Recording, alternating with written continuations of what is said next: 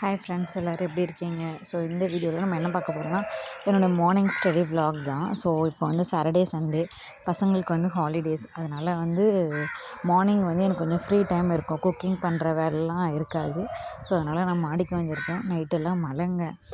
அதனால் கொஞ்சம் காலைல ரெஃப்ரெஷ் ஆகிறதுக்காக சரி ஓகே, நான் எப்போவுமே சொல்லியிருக்கேன்ல கொஞ்சம் நேரம் தியானம் பண்ணுவேன். நான் மாடியில் தான் பண்ணுவேன்.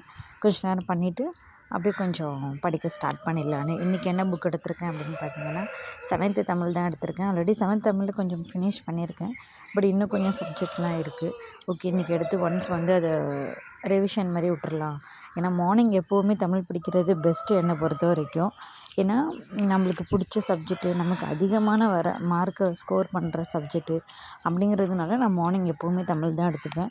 ஸோ டக்குன்னு நம்ம ஃபினிஷ் பண்ணிடலாம். காலையிலே வந்து ஒரு 4-5 லெசனை முடிச்சிட்டோம் அப்படின்னா அன்றைக்கி வந்து ஓகே நம்ம நிறையா படிச்சிருக்கோம் அப்படின்னு சொல்லி நமக்கே ஒரு கான்ஃபிடென்ட் ஏற்படும். ஸோ அதனால் எப்போவுமே நான் தமிழ் தான் எடுத்திருக்கேன். அண்ட் நிறைய பேர் வந்து 11th சிறப்பு தமிழ் படிக்கணுமான்னு கேட்டுட்ருக்கீங்க. ஸோ உங்ககிட்ட புக்கு இருக்கா இல்லைன்னு எனக்கு தெரில. என்கிட்டையும் ஆக்சுவலி புக்கு கிடையாது. நான் லைப்ரரியில் போய் கொஞ்சம் நோட்ஸ் எடுத்தேன். ப்ளஸ் அந்த புக்கு வந்து ஆன்லைனில் டவுன்லோட் பண்ணிக்கலாங்க. டிஎன்பிஎஸ்சி வெப்சைட்டில் நீங்கள் 11th சிறப்பு தமிழ்னு சொல்லி கூகுளில் போட்டிங்க அப்படின்னாலே ஃபஸ்ட்டு எடுத்தோன்னே கவர்மெண்ட்டில் இருக்கிற அந்த புக் தான் வரும். அது நீங்கள் டவுன்லோட் பண்ணிக்கிட்டு படிக்கலாம்.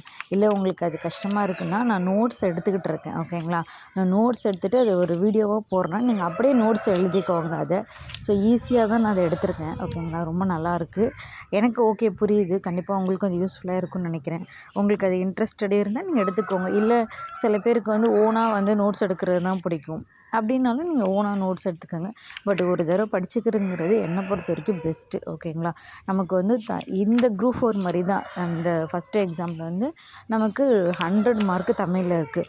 ஸோ நம்ம குரூப் 4க்கு எப்படி தமிழை வந்து எவ்வளோ இம்பார்ட்டன்ட் கொடுத்தோமோ அதே மாதிரி இந்த எக்ஸாம் அதே மாதிரி இதுக்கும் நீங்கள் ரொம்ப இம்பார்ட்டன்ட் கொடுங்க. தமிழை வந்து நல்லா படிங்க. ஓகேங்களா, ஸோ நான் வந்து அதை தாங்க ஃபாலோ பண்ணிகிட்ருக்கேன். தமிழும் மேக்ஸும் ரெகுலராக கண்டிப்பாக பண்ணுங்கள். ஜிஎஸ் வந்து செலக்டிவ் டாபிக் படிச்சிங்க அப்படின்னா கண்டிப்பாக ஃபஸ்ட் எக்ஸாமை நம்ம ப்ரிலிமினரி எக்ஸாம் வந்து பாஸ் பண்ணிடலாம். ஓகேங்களா, அடுத்த மெயின் எக்ஸாமுக்கு வந்து சிலபஸ் கொடுத்துருக்காங்க. இது ஆப்ஜெக்டிவ் டைப்பு. ஸோ மிஸ் பண்ணிடாதீங்க. ஓகேங்களா, தேங்க்யூ.